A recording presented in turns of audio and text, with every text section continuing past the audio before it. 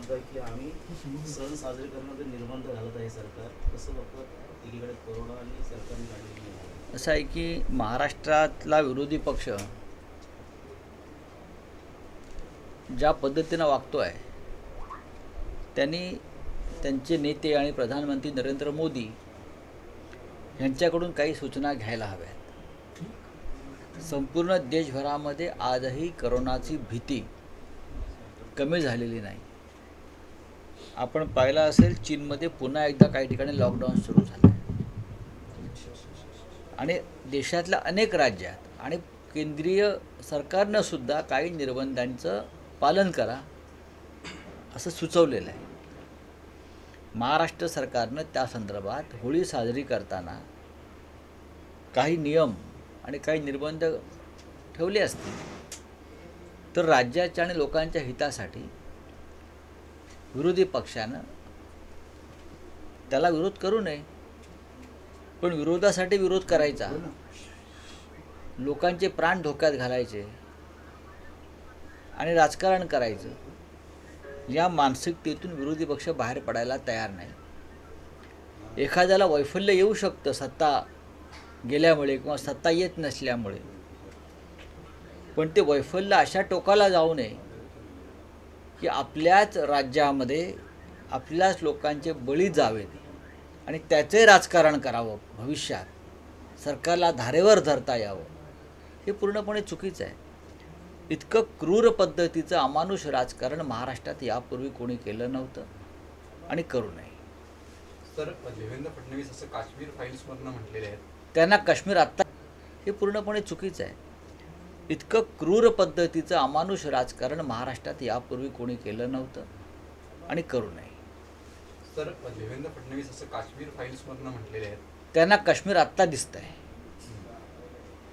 Kashmir file cinema आल्यावर त्यांना काश्मीर आठवलं.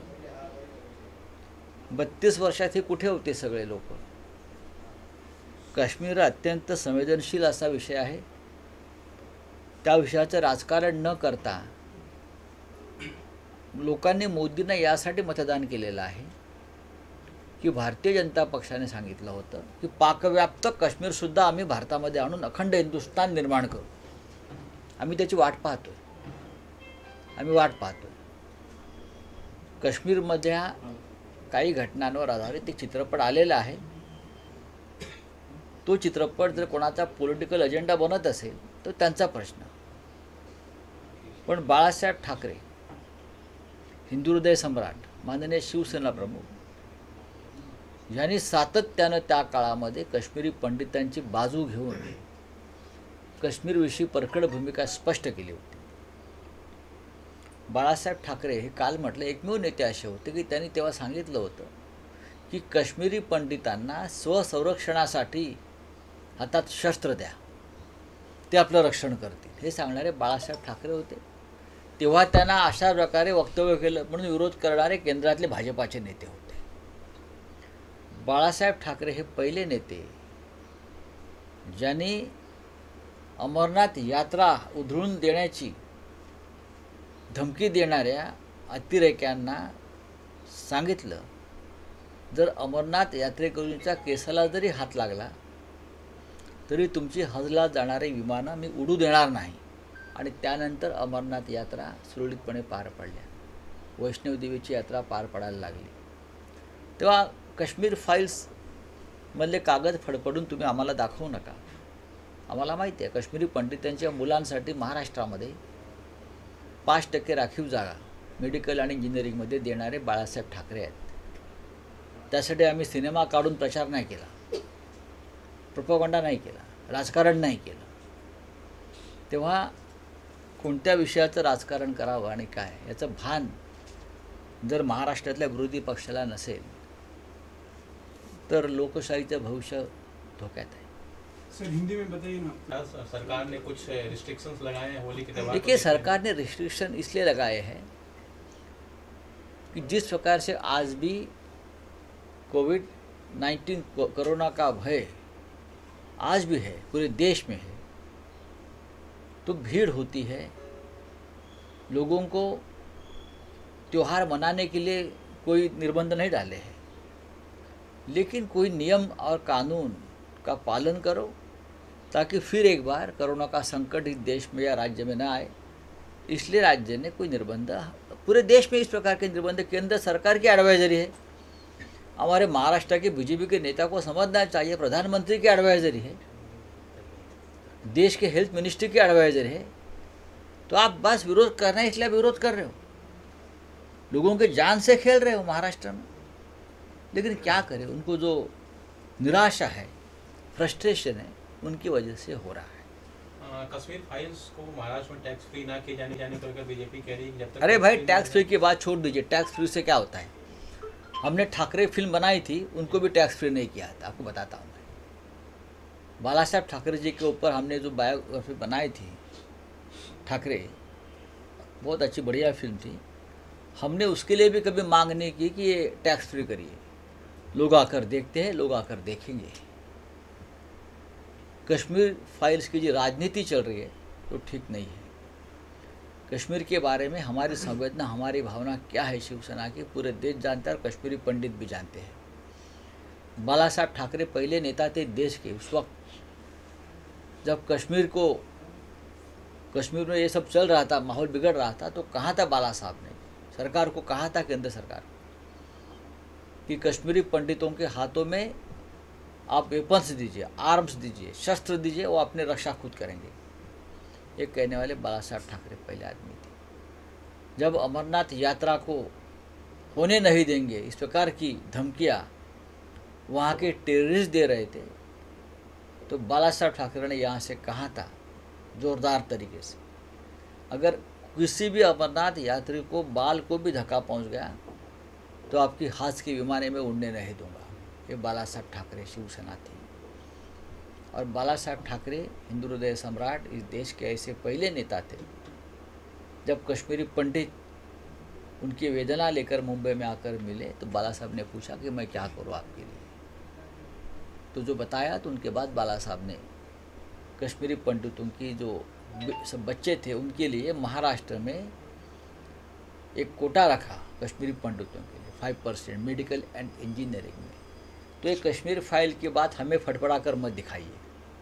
कश्मीरी पंडित भी हमको जानते हैं और हम भी ये फाइल को पूरी तरह से जानते हैं। ये फिल्म कैसे बनी, क्यों बनी और उस फिल्म का एजेंडा क्या है, लेकिन उसके बारे में कोई मैं टिप्पणी नहीं करूँगा। फडणवीसांनी तुमच्यावरती टीका केलेली आहे, त्याचा चेहरा उघडा पडू नये म्हणून संजय राऊत त्यांची वकिली करतात। खरं म्हणजे वकील मी नाही आहे, वकील स्वतः देवेंद्रजी आहेत। त्यांनी नागपूरच्या कोर्टामध्ये वकिली केलेली आहे। आम्ही कार्यकर्ते आहोत। मी माझ्या पक्षाचं मत मांडतो। मी कोणाची वकिली करत नाही। मी भूतकाळात काय घडलं होतं एवढं सांगण्याचा प्रयत्न केला आणि सत्य जर पचवता येत नसेल तर नाईलाज आहे।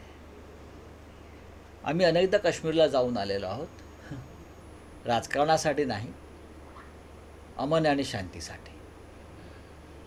महाराष्ट्रामध्ये आलेल्या प्रत्येक काश्मीरी नेत्याला आम्ही बोलून त्याची चर्चा केलेली आहे। काश्मीरी मुलांना आम्ही भेटलेलो आहोत, भेटत असतो। आम्ही फक्त टुरिझमसाठी गेलो नाही, आम्ही लाल चौकातसुद्धा जाऊन आलेलो आहोत आणि त्याचं राजकारण केलं नाही। ज्यांना प्रत्येक गोष्टीचं राजकारण करायचं आहे त्यासाठी काश्मीर फाईल आहे,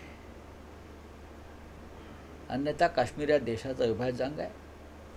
काश्मीरी पंडितांसाठी आम्ही सुद्धा,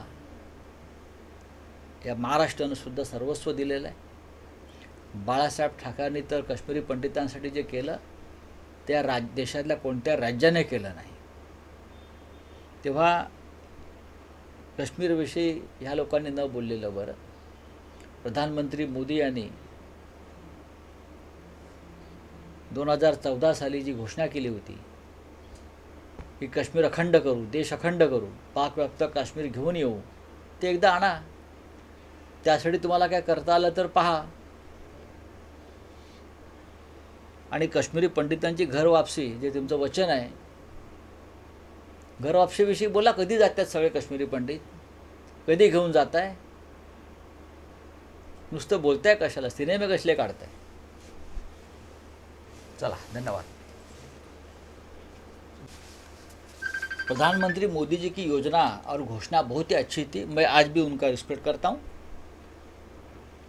कश्मीरी पंडितों के घर वापसी के बारे में, घाटी से जो हमारे कश्मीरी पंडित उस वक्त भाग कर निकल गए,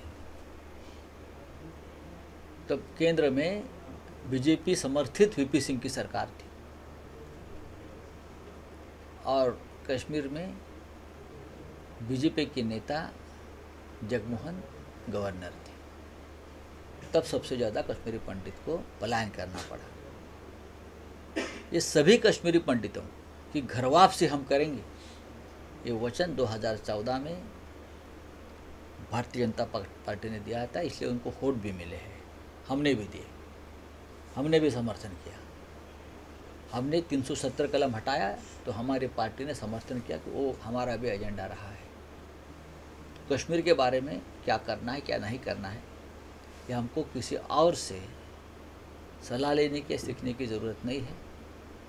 बस पंडितों की घर वापसी कर दीजिए, उनकी ज़मीन जायदाद वापस कर दीजिए, उनको वहाँ शान से प्रस्थापित कीजिए, उनका पुनर्वासन कीजिए, और जो पीओके है, जो कश्मीर पाकिस्तान के कब्जे में है, वो भी वापस हिंदुस्तान में लाने की बात आपने की थी, उसके ऊपर अमल कीजिए।